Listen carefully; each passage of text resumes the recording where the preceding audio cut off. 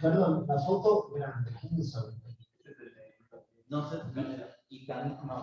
Ah, el amor. O sea, se perdió el chispito. Bueno. ¿Tiene el micrófono? Por este micrófono se te escucha. ¿Este? Ah. Pero no puedo. Bueno, nosotros vamos a presentar el caso clínico de sí. El título. Para la foto de Emma. No puedo volver hacia atrás. Mira. No funciona. El título es ¿Dónde está el foco? Y Candela, no, mentira. Bueno, vamos a presentar el caso de un señor de 69 años, una vez 6 en 6, con no mucho antecedente, al menos de lo que nosotros pudimos recabar en su corta internación. La verdad que era muy difícil el interrogatorio, tanto con el paciente como con su familia. Por lo que tenía acá, nos relataron un antecedente de temblor fino para el cual usaba pregabalina y una polineuropatía desmielizante sensitivo-motora que tenía hecho un electromiograma acá en el hospital y no mucho más. Él viene acá al hospital con el relato de una caída de propia altura, con TEC sin pérdida de conocimiento, con un trauma a nivel del muslo izquierdo y una tomografía de otro centro donde refieren que no presentaba ninguna lesión. Él llega acá, si no me equivoco, una semana después de ese traumatismo, 10 días más o menos. Bueno, como medicación habitual, el señor usaba deltisona y después no mucho más relevante. Acá, acá estaba. 10 días posteriores a la caída, él ingresa por disminución de la fuerza en los miembros inferiores, síntomas constitucionales, astenia, dinamia, mucha sudoración y mialgia generalizada. Y lo que nos refería el señor era mucha lumbalgia que casi lo postraba. No refirió a nosotros buscando en el examen físico, no refería a haber recibido medicaciones intravenosas ni nada, pero refería a esta lumbalgia y este dolor en el muslo. Al examen físico, nada, se constata esta debilidad en miembros inferiores, no presentaba ningún otro foco. En ese momento, los signos vitales estaban conservados, el paciente estaba febril y no tenía mucho más positivo. Sí, a nivel de la rodilla derecha estaba con eritema, aumento de la temperatura, pero no le dolía. Y los miembros inferiores tenía unas lesiones purpúricas que también estaban presentes en el tórax. Después de que se lo evaluó inicialmente, el paciente evoluciona con un shock, hipotensión, deterioro sensorio, hipoglucemia. Laboratorio, la verdad es que empieza a tener falla multiorgánica, aumento de ácido láctico, la broca elevada, falla renal, alteración del hepatograma, todo un laboratorio de sepsis. Entonces nosotros nos preguntábamos dónde está el foco, porque más allá de las lesiones purpúricas que presentaba el paciente en los miembros inferiores, que no le encontrábamos algún otro foco. Él no refería a tos, no refería a síntomas respiratorios, no refería a síntomas urinarios ni gastrointestinales, simplemente esa caída hacia 10 días. Llevo una pregunta, no hay imagen de esas lesiones, ¿no? No llegó porque tuvo un desenlace muy rápido y malo para el paciente. No entendí lo de la lumbalgia. ¿Cómo era lo de la lumbalgia? Él lo que refería es que posterior a esa caída había empezado con lumbalgia, que le imposibilitaba casi caminar. Estaba postrado con mucha astenia, mucho síntoma constitucional, pero con mucha mialgia. Pero sí, muy dificultoso el interrogatorio. No. ¿Y la rodilla flogótica parece una artritis? Pero no parecía una artritis séptica. No era típica No le artritis dolía. séptica. Era como si hubiera tenido un pequeño golpe. Pero no tenía impotencia funcional. ¿Y las lesiones eran purpúricas? Parecían una purpúrica. ¿Palpable o no palpable? ¿Pápulas o pápulas? No, eran palpables. Palpables, sí. No estaba prendido fuego, tenía algunas aisladas en el tórax y tenía algunas aisladas en el tórax y en el miembro inferior derecho. Pero en la pierna bien distal y eran un par, no es que eran muchas, pero estaban. porque le buscamos el foco por todos lados, porque el señor no te relataba nada, entonces no teníamos dónde agarrarnos y empezamos a hacer un examen físico exhaustivo. Y la verdad que no tenía nada, ni en la ocultación, ni en la palpación, ni en la percusión. Uno lo examinaba completamente y lo que tenía era ni alta generalizada, no tenía potencia funcional. No, en ese momento no. O sea, ¿tenía alteración del sensorio que no nos pudieron interrogar? No, porque era un interrogatorio difícil. Y el familiar también. Sí. Sí. No tuvo tener sensorio, ¿no? ¿Se pudo recabar el antecedente de viajes? No tuvo viajes. No tuvo. Viajes al sur, viajes al campo, No, días de picnic, no contacto con roedores, arrozales, No. cosas, aguas estancadas. No, tampoco había tenido el antecedente de haber vivido en algún momento en el campo, en zona rural.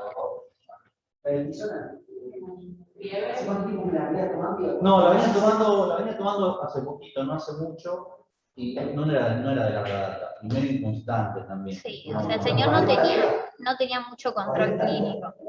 Es lo que nos Sí. dijo, pero como te decía, era muy difícil el interrogatorio, era complicadísimo. ¿Y a qué patología estaba puesta esa noticia?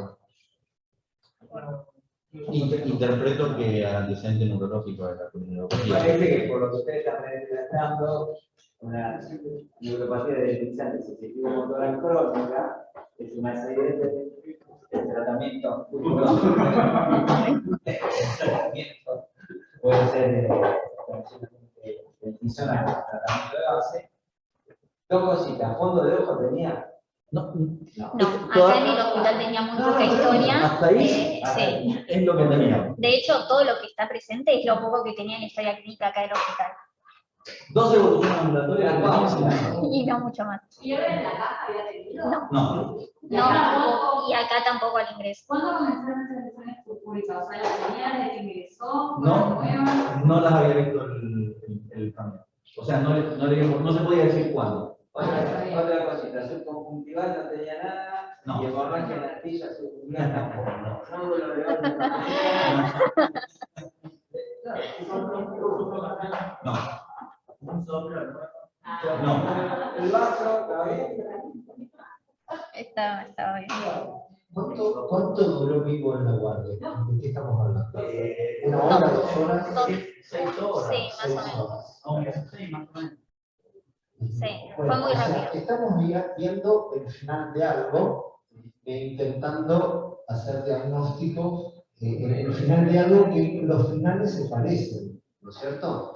El final de una meningococcemia y una sepsis a bacilo negativo pueden parecerse del final.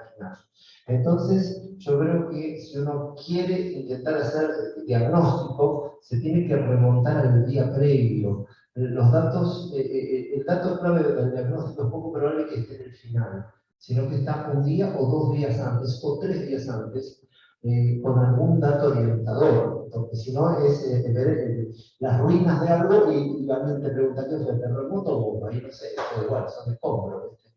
Me da esa sensación. Esa era la dificultad para el interrogatorio. No había manera de orientar nada, porque el interrogatorio era todo negativo, el examen físico era todo negativo, excepto por lo que vimos recién, que tampoco eran demasiados hallazgos, y el único antecedente era la caída. Bueno, ¿vacunación reciente? no, por lo que nos refirieron nada, pero recalcamos que el interrogatorio fue dificultoso tanto con los familiares como el paciente, que encima después evolucionó con deterioro del sensorio, así que no hubo mucho interrogatorio con él. Mirá, teniendo en cuenta que puede tener una serie de pacientes que entra probablemente infectado con corticoides, desarrolla sepsis, falla punto orgánica, la pérdida o la caída, tranquilamente puede dar, digamos, no solamente puesto de manifiesto, sino que ha resaltado los síntomas de la CDP, debilidad neuromiopática más importante. Ahora, vos me decís que tiene una lumbalgia, hay que recabar si la lumbalgia es pretraumática o postraumática. Porque si es pretraumática, en todo el contexto, no se olviden que puede haber tenido una espondilolisis en un corticoideado con un acceso epidural, eso lo terminó dejando paraparético o más parapléjico, y eso es el desencadenante definitivo de lo que pasó después. Sí. Ahora, si es con traumática, bueno, no tenemos imágenes para saberlo. No, o sea, nosotros pusimos cuando ya se deterioró el paciente, pero antes no tenía todas esas alteraciones. No había nada. No había nada. Bueno, nosotros entonces, en búsqueda del foco, empezamos a hacer distintos estudios. Hicimos una eco que solo mostraba líquido libre laminar a nivel de fosa ilíaca derecha, una tomografía de cerebro sin alteraciones, una tomografía de tórax, que encontramos esto. Varias lesiones. Otra. Parecerían lesiones agudas. Sí. No sé si ya lo dijeron todo. Spoiler alert.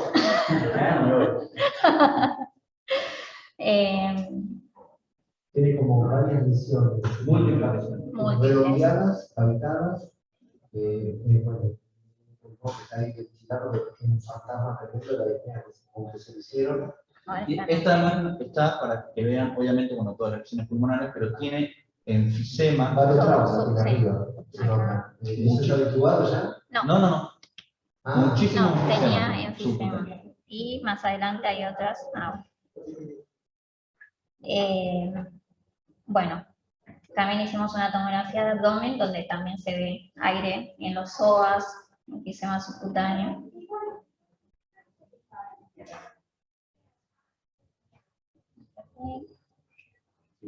Vamos a las imágenes anteriores. La idea de poner las imágenes. motor no había, ¿no? No tenía neumotórax, era todo enfisema subcutáneo. Nunca había estado entubado. No. Ni colocado tubos de venamiento cerebral. No. Y no era un enfisema que crepitara.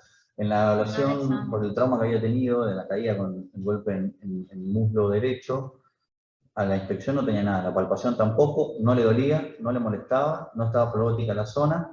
En las tomografías que le hicimos tenía muchísimo enfisema subcutáneo, más que nada en la región lumbar y en mi pelvis derecha. A nivel de los psoas que se ve ahí, también tenía, bueno, enfisema subcutáneo en el tórax y toda la región lumbar. ¿Una apendicitis con anaerobio?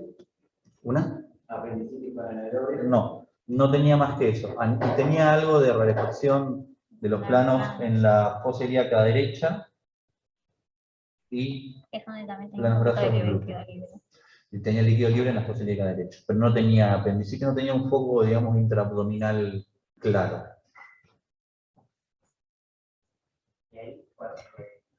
Bueno, nosotros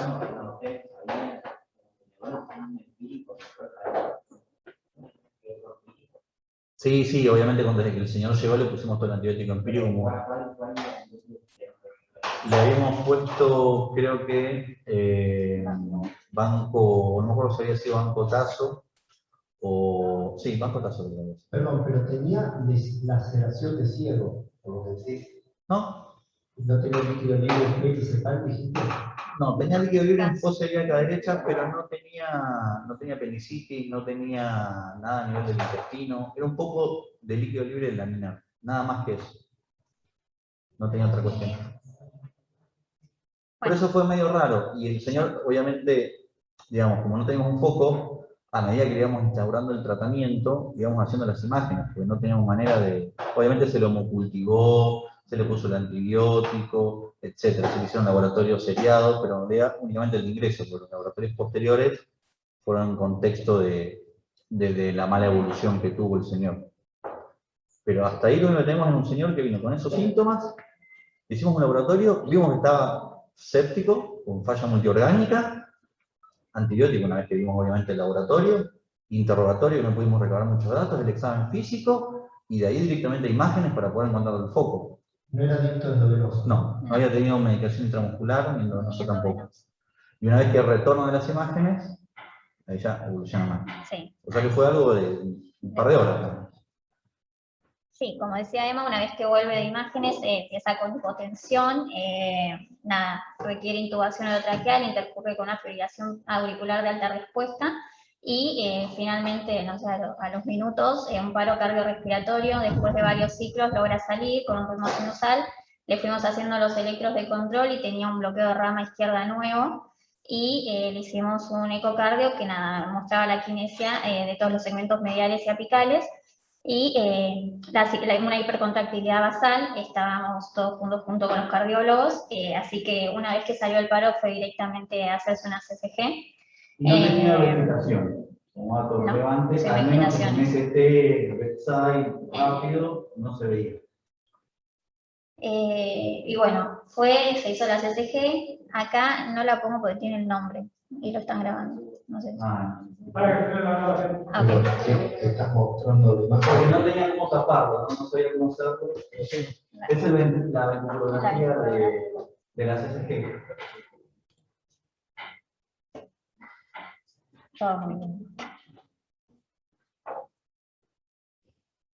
Bueno, entonces, nada, como dijo Emma, nosotros cuando se descompensó ya le habíamos tomado los cultivos y finalmente nos vino que tenía, tanto en los hemos como en el uro, un aureus meticilino resistente. Acá sospechamos que haya tenido la endocarditis y ¿qué es? Sí. Ahora nada, vamos a ir comentando un poco sobre el estudio y demás. Como decía Agus, por lo general uno puede hacer distintos tipos de presentación, pacientes con finales abiertos, para poder encontrar el diagnóstico.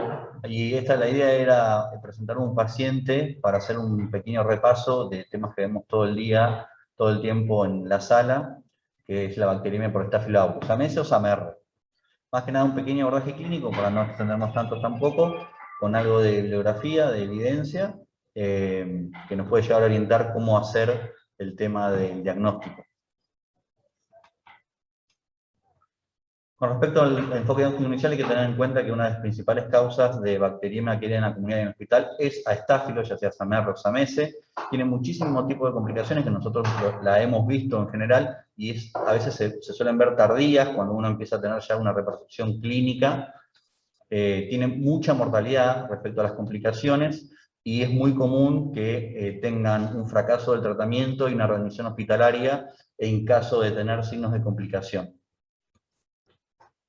Siempre hay que hacer la anamnesis. Era muy difícil el interrogatorio con este paciente y con el familiar, pero siempre tenemos que tener en cuenta cuando sospechamos una bacteriemia SAMR o SAMS, hay que evaluar bien la puerta de entrada o sitios de embolia, o si el paciente presenta dispositivos como catéteres, dispositivos cardíacos permanentes, ortopédicos, ver siempre si tuvo alguna lesión en piel y tejidos blandos, que es una puerta de entrada muy frecuente para estos patógenos. Buscar estigmas, obviamente, de complicaciones como endocarditis, como decía Ariel muy bien,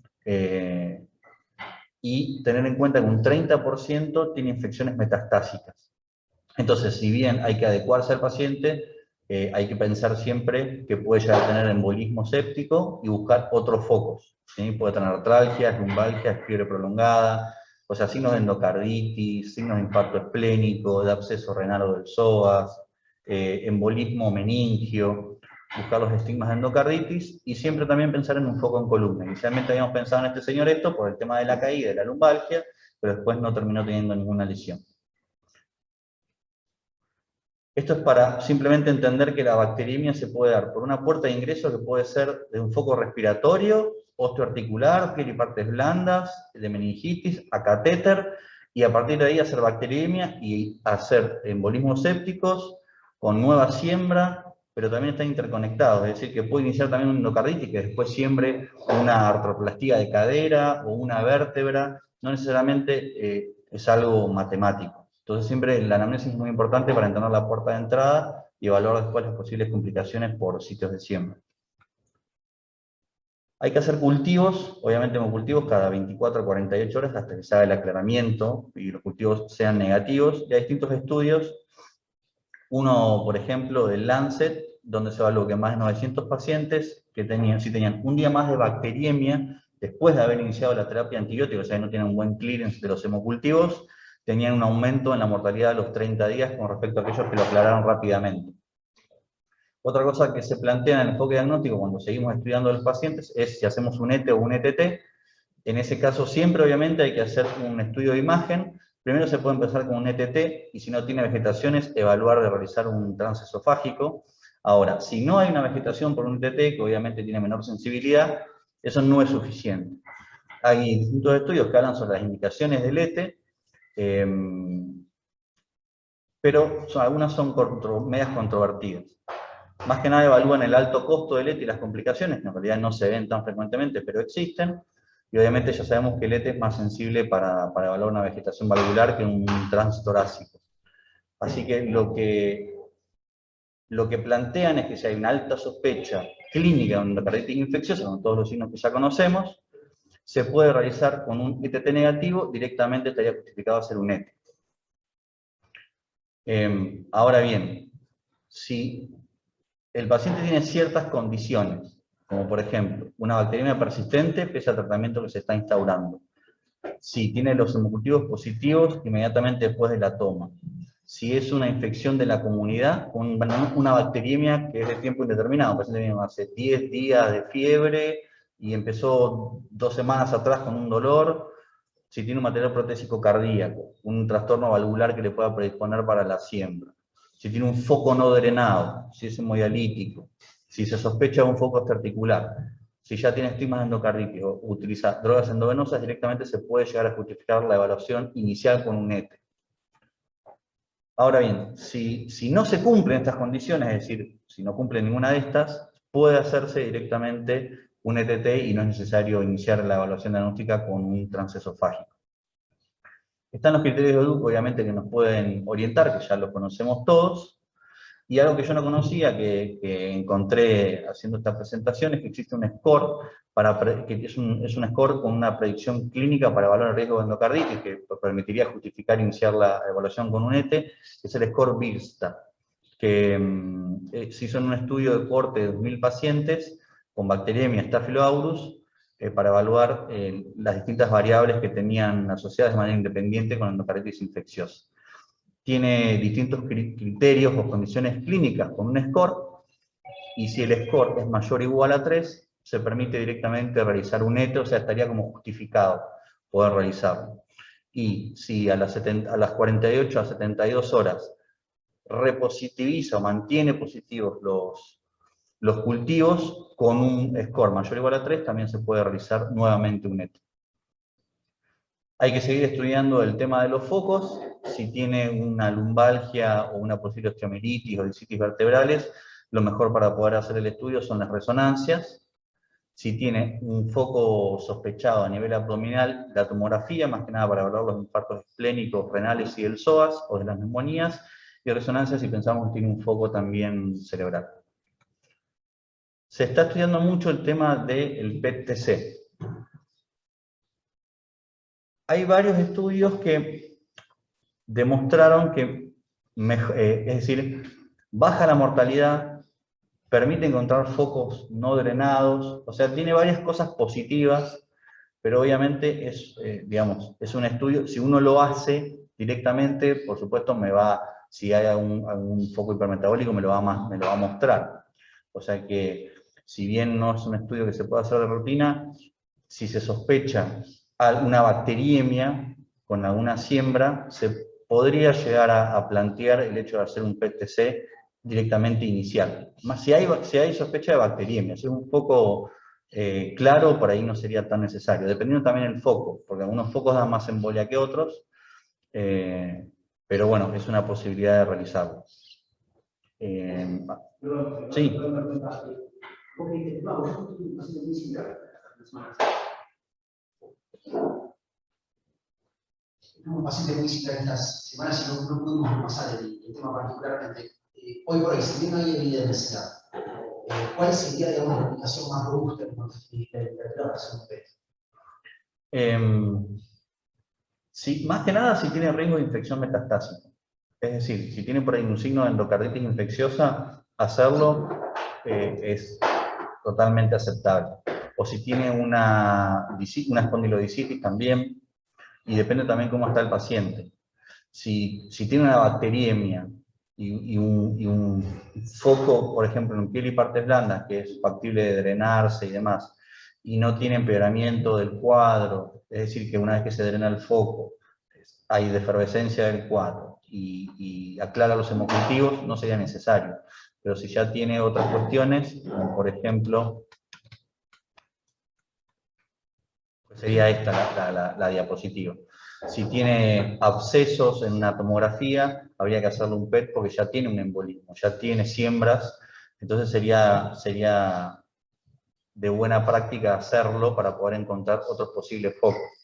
Y que después no termine con un soplo y una ICC de nuevo y le encontremos ahí una válvula roja. Pero siempre pensando en el paciente, ¿no? Y cómo evoluciona. Si tiene una infección de piel y partes blandas en una rodilla, sin otros síntomas, se drena, aclara los hemocultivos, posiblemente no tenga dotación. Pero si es un paciente más séptico, puede que sí, porque ya está dando indicios de una septicemia, entonces es más probable que tenga focos embólicos. Y bajan la mortalidad justamente porque los focos, el PTC, porque se encuentran antes, se drenan antes, se da el tratamiento antibiótico antes, entonces por eso baja la mortalidad, pero siempre en pacientes bastante complicados. O que uno sospeche complicaciones metastásicas. Parte del enfoque terapéutico es hacer el control temprano, perdón, voy rápido por el tema del tiempo, por eso. Es hacer el control temprano del foco. Varios estudios también se vieron que si no se hace el drenaje del foco, más tiempo da mayor mortalidad, así que una de las cosas que hay que hacer es drenar el foco rápido. Y obviamente antibiótico terapia empírica, siempre cubriendo ambos, SAMR y SAMESE, ¿sí? No hay que hacer una monoterapia porque eso tiene peores resultados, se ha visto. El tratamiento antibiótico va a depender obviamente del foco, ya lo sabemos, más tiempo, menos tiempo, y no mucho más. Como una mención especial, se ha visto mucha trombosis en las bacterias por SAMR, hipervirulentas, más que nada en focos osteoarticulares, una cuestión. Ese es el mecanismo y no mucho más. No, un ETT. Un ETT que fue en el momento en el que salió del paro, si mal no recuerdo. Podría tener manifestaciones derechas ocultas. Totalmente. Más que nada por las imágenes del pulmón.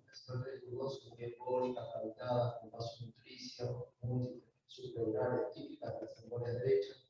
Son típicas, estas imágenes son, si hubiese dicho que es un adicto endovenoso, es un caso típico porque está por todos lados, el adicto endovenoso, a saber.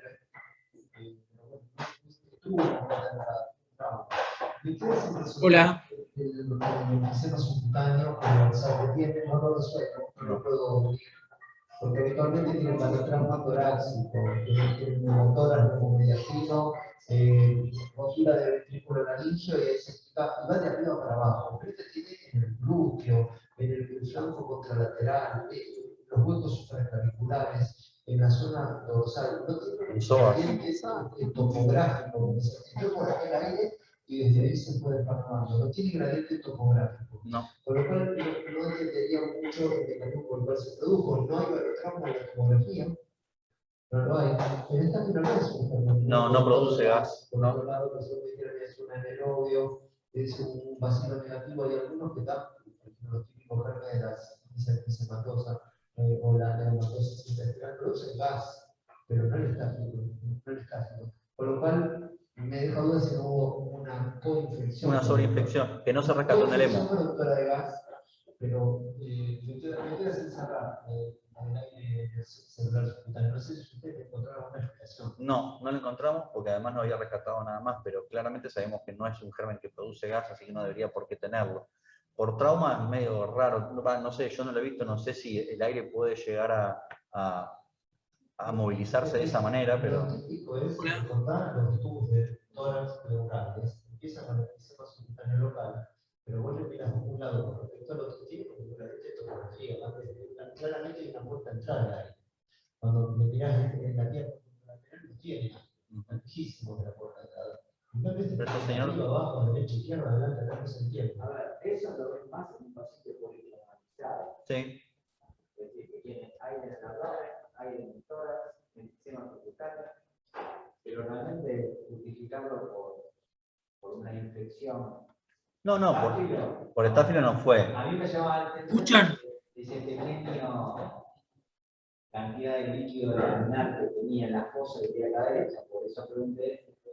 Había daño de la apéndice. No. Se cae. No, al menos que lo hayamos visto, tampoco estaba informado. Y no había tenido síntomas abdominales ni dolor en fosa ilíaca derecha tampoco. La verdad que no nos dio mucho tiempo tampoco a poder seguir estudiándolo el semestre. Pero bueno, el enfisema no lo podíamos explicar. La verdad que no. Politraumatizado. ¿Me escuchan? Lo es. Hola, Sí. ¿me escuchan? No, que, perdón, una cosa, este paciente no había sido recibido RCP. Sí. Bueno, Bueno, eso es lo traumático. pero eso fue, claro, pero la tomografía era previa. Ah, ok. Bueno, y Es buena, después, es buena la aclaración, es buena aclaración. ok, No me di cuenta, es buena, pero había sido anterior. ok, y después el comentario, bueno, que está muy bueno el caso, la verdad, que las preguntas sobre los estudios de imágenes, lo complejo que tiene, es que, yo los pacientes que recuerdo haber tenido así internados, es que durante la internación lo tenés que ir repitiendo muchas veces las imágenes, porque suele el mismo, te va ganando la estafilococo, como que va generando nuevos abscesos y nuevas siembras, y los que hacen, especialmente los que hacen abscesos en hueso, etcétera, en partes blandas, van apareciendo y tienes que llevarlo muchas veces a quirófano y organizar todo eso es complicado. O sea que quizás no es solamente discutir un solo tipo de PET o algo, porque después tenés que volver a repetirlo porque el paciente evoluciona mal, como vos contaste que hay que seguir buscando. Eso, ¿no? Sí, yo he tenido en el central una señora que los negativizó, no tenía una puerta de entrada, ya estaba internada, era un post-COVID severo, que presentó hemocultivos positivos, le dimos tratamiento antibiótico, no le encontramos el foco, no le hicimos estudio de embolia séptica, estaba en realidad sintomática, había tenido algo de fiebre y nada más, y salieron los hemocultivos, hicimos tratamiento antibiótico, hizo clearance del hemocultivo, y creo, no sé si 10 días después, 12 días después, volvió a tener hemocultivos positivos con fiebre, y ya tenía una endocarditis, y tuvo que hacer un reemplazo de válvula, un reemplazo valvular. Y otra cosa, perdón, quería hacer un comentario del caso anterior del FIMA-Ray, que bueno, a mí también me habían llamado de central porque hacíamos mucho FIMA-Ray y eran de pediatría, pero no eran 40 por día, no me acuerdo, era menos. Eran 40 en 5 meses, una cosa así. Pero, pero también pensemos que es el futuro ese, ¿no? Porque, o sea, así como todo se abarata, como todos los métodos que llegaron después resultaron baratos, así ahora estamos haciendo PCR isotérmica 4 8 por día con un kit que lo mismo existe para el film array, entonces lo vamos a tener, pensá en 2 años o en 10 años, y entonces eso me parece que va a ser una herramienta que vamos a tener muy, muy a mano y nos va a facilitar algunas cosas, nos va a complicar otras, porque los pacientes también se van a hacer film array de más y van a crecer cosas que no vamos a saber si tratarlas o no, pero es el futuro, ¿no?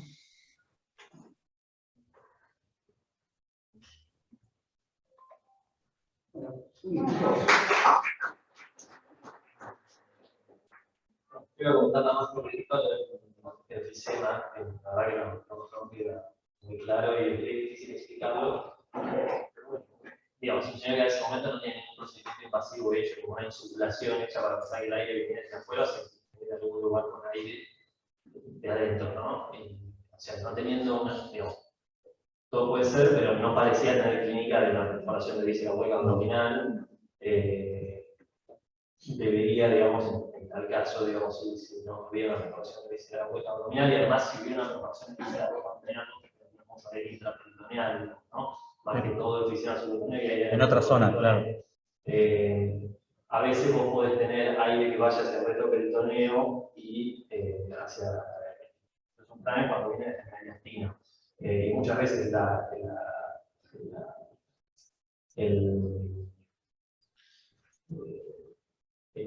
presencia de aire en el mediastino, cuando no es por perforación esofágica, como hay mediastinitis, es bastante oligosintomática. La verdad que es un cuadro que en la terapia lo vemos en pacientes ventilados, y también lo hemos visto en un mediastino en pacientes, digamos, pacientes extubados recientemente a algún procedimiento quirúrgico que a veces hacen algún avanzado importante previo a la extubación y puede ser alguna lesión de algún bronquio que diseca hacia el mediastino, no genera neumotórax, el paciente está bastante oído siendo algo, se encuentra a sí mismo Empieza a salir. subcutáneo brutal con el mediastino y a veces ese aire, digamos, que es el mediastino puede disecar hacia el privado. Puede disecar hacia el retroperitoneum, es el subcutáneo. Por lo contrario, no tenía, digamos, aire en el mediastino, habría que ver si esto por ahí fue una evolución de algo que tenía días, gracias a este contexto, y por ahí si por alguna lesión muy baja, a veces incluso puede haber relativamente poco aire en el mediastino, mirando, digamos, después de alguna lesión que diseca alguna pequeña disección del bronquio del pulmón y aire que por ahí va del mediastino hacia abajo, pero bueno, la verdad que no, digamos, en un lugar tiene Claro. Pero fue una de las cosas que no pudimos explicar mucho. Muy bonito. Muy bien, presentando todo, ¿eh?